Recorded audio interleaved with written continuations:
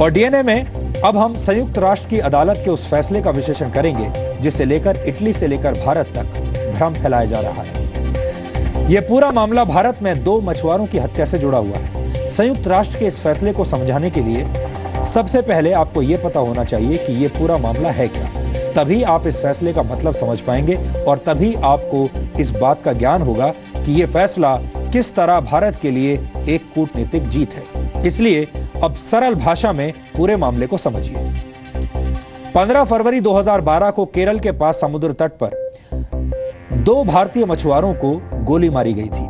19 फरवरी 2012 को मछुआरों की हत्या के आरोप में 2 इटालियन मरीन्स पकड़े गए थे। इसके बाद 12 सितंबर 2014 को सुप्रीम कोर्ट ने इनमें से एक मरीन को इलाज के लिए इटली जाने की इजाजत दी। 9 अप्रैल 2015 को सुप्रीम कोर्ट ने मेडिकल ग्राउंड्स पर इटली में इलाज करवा रहे मरीन की छुट्टी बढ़ा दी, जबकि मछुआरों की हत्या का दूसरा आरोपी अभी भी भारत में ही है और उसे इटालियन एम्बेसी में रखा गया है। अब आपको यह समझना होगा कि यह पूरा मामला संयुक्त राष्ट्र की अदालत में कैसे पहुंचा।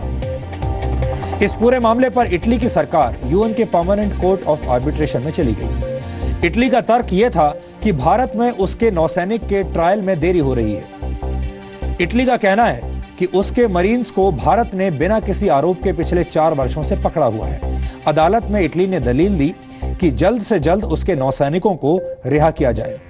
इटली ने इसे मानव अधिकारों का उल्लंघन भी बताया था। अब इटली के इन 2 नौसैनिकों के मामले पर यूएन की आर्बिट्रेशन ट्राइब्यूनल ने आज एक फैसला सुनाया और इटली और भारत के कई जल्दबाज पत्रकार इस फैसले का गलत मतलब निकालकर लोगों के सामने, दुनिया के सामने पेश कर रहे हैं। इटली की तरफ से यह भ्रम फैलाया जा रहा है कि अदालत ने उसके पक्ष में फैसला सुनाया है और उसके नौसैनिकों को छोड़ने का आदेश दिया है, लेकिन यह फैसले की सही तस्वीर नहीं है, क्योंकि यह फैसला भारत के लिए असल में एक कूटनीतिक जीत है। सबसे पहले तो आपको बता दें कि फैसले की कॉपी अभी सार्वजनिक नहीं की गई है। फैसले की कॉपी कल सार्वजनिक की जाएगी, इसलिए जो भी खबरें आ रही हैं वो सूत्रों के मुताबिक, सूत्रों के जरिए आ रही हैं। लेकिन उससे पहले ही इटली के विदेश मंत्रालय ने जल्दबाजी की और इस फैसले को अपने पक्ष में बता दिया, उसका ऐलान कर दिया। लेकिन भारतीय विदेश मंत्रालय के सूत्रों के मुताबिक इटली इस फैसले को मिस रिप्रेजेंट कर रहा है, यानी गलत ढंग से पेश कर रहा है।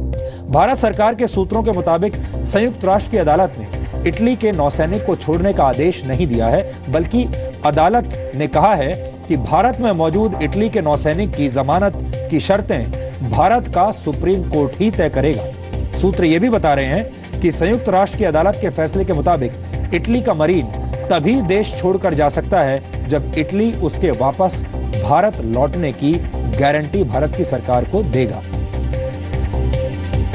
We believe that the government's consistent positions and key arguments in this particular case have been recognized by the tribunal. The authority of the Supreme Court of India has been upheld. We remain confident that the issue of jurisdiction will be determined in our favor.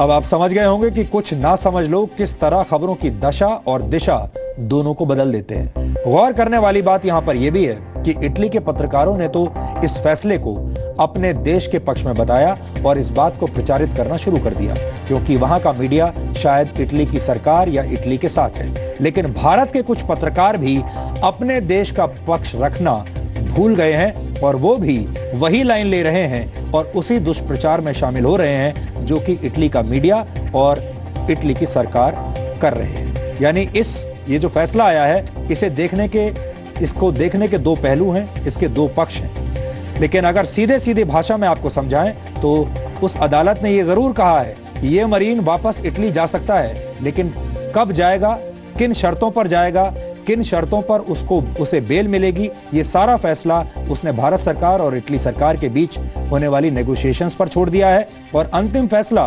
Bharat की supreme court पर छोड़ा है।